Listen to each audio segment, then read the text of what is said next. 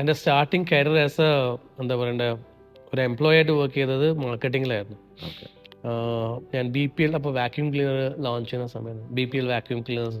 Okay, so അത് വിൽക്കാൻ പോവായിരുന്നു. ഓക്കെ സോ ചിന്മയിൽ പഠിച്ചത് കൊണ്ട് my language was good.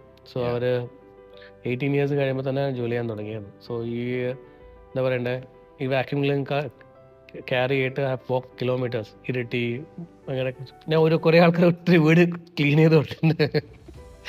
So I know that people are making me do the work. But yeah അത് ഈ മാർക്കറ്റിംഗ് ചെയ്താൽ ഉള്ളൊരു തൊലിക്കെട്ടി ഉണ്ടാവുന്നില്ല. അത് പിന്നെ എന്തെങ്കിലും ഫേസ് ചെയ്യാൻ പറ്റും. So, ഒത്തിരി വീട്ടിൽ പോയാൽ ഡെമോ ചെയ്യുമ്പോൾ അവരുണ്ട് എൻ്റെ റൂമിൻ്റെ അവിടെയുണ്ട് ഇവിടെയുണ്ട്.